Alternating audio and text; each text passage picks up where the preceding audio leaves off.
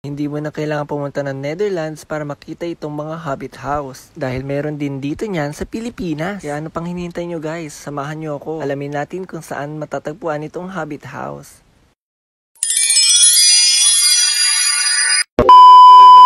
Madaling araw pa nga lang ay gising na ako guys. May pupuntahan kasi akong napakagandang lugar ngayon. Sa sobrang aga ko nagising, Diyos ko, inaantok pa talaga ako. Buti maaga pa kaya pwede pa magmuni-muni.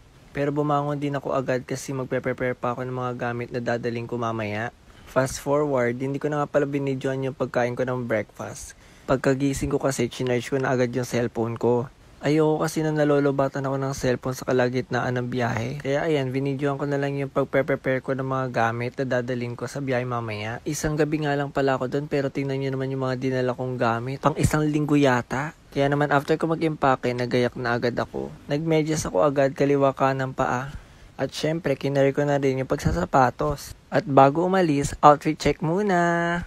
At ayan guys, nakasakay na nga ako ng bus, biyaheng Cabanatuan. Pasensya nyo na yung mukha ko dun at ngayon lang nakaupo. But anyway, let's enjoy this trip guys. Medyo nakatulog din ako dito, dahil medyo malayo itong pupuntahan natin guys. Fast forward, nagising ako nung nasa gapan na ako. Sign na ito na malapit na ako bumaba. At wala pa man ako sa aking pupuntahan, ay binubusog na agad ako sa mga tanawin na nakikita ko sa daan. Fast forward, pagkarating ko ng Cabanatuan ay sumakay naman ako ng e-bus, going to Rizal.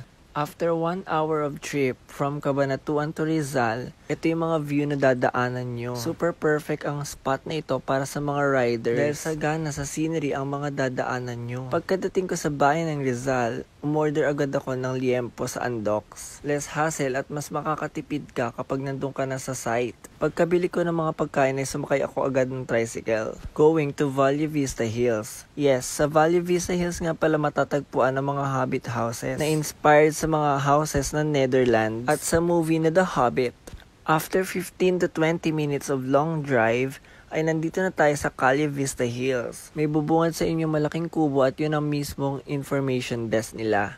Sa entrance pa lang ay may malawak na parking space at sa gilid naman ay may malaking playground na pwedeng tambayan at paglaruan ng mga kids. Pagbaba nyo ay tanaw nyo na agad yung signage ng Valle Vista. Nandito na nga pala tayo sa Hobbitville kung saan nandito na nga yung mga Hobbit houses na pagtutulugan natin. Standard room nga pala itong kinuha ko kaya let's have a quick tour. May small dining area sa gilid, pwede kayo dyan kumain. And may isang double-sized bed na pwede nyong tulugan throughout your stay. Ideal ito for couples. Then, ito naman yung view nyo paglabas. Very Instagrammable ang ambience, diba? Napakaganda ng view. Anyway, bago ako kay Igala sa Valle Vista, kumain muna ako para may energy ako bilang tour guide nyo. Diba? Pagkakain, gora na agad. Akyat lang ulit kayo and then bubungad ditong napakalaking swing na ito. Pwede nyong ma-enjoy habang minamasdan nyo napakagandang view sa harap. And at the same time, malalanghap nyo ang sariwang hangin na siyang hehele sa inyo. Pumunta naman tayo sa view deck nila kung saan pwede ka mag-senti. At tanaw na tanaw nyo ang sunset. So, diba ang perfect? At dito na nga ako nag-abang ng sunset. May re-recommend ko talaga ito sa mga taong naghahanap ng peace of mind. Sa kabila naman ay may stone formation. Dito sa area na to, pwede ko may recommend yung mga gusto mag-prenup. Hindi talaga ako na-disappoint sa view. Kasi super perfect na nung place for unwinding. O diba? Pagtanaw mo sa likod, ito naman ang bubungad sa'yo. So, ito ang view ng sunset. O diba? Talaga naman nakaka-relax. Malayong malayo sa ingay ng Maynila. Ito naman ang setup pagpatak ng gabi. Very aesthetic ng mga lights na siyang bumubuhay sa ganda ng mga puno. Tapos ang lamig-lamig pa ng oras na yan, Diyos ko. Hindi ako na-inform ang lamig. Kumain na nga pala ako niyan guys ng dinner. Nakaschedule din kasi ako for bonfire. Kaya naman naghandali na ako agad kumain. Ayan, it's bonfire time. Nag-flashback na naman sa akin ng high school memories ko. Madalas kasi kami mag-camping nung high school. Pwede na nga din pala yung mga itinuhog kong marshmallow para kainin. O diba, bongga? Yummers! Grabe, after a long years, nakatikim na ulit ako ng inihaw na marshmallow. Kaya naman, ayan, sige, ihaw pa. Syempre, habang kumakain ako ng marshmallow, nagsisenti naman ako dyan.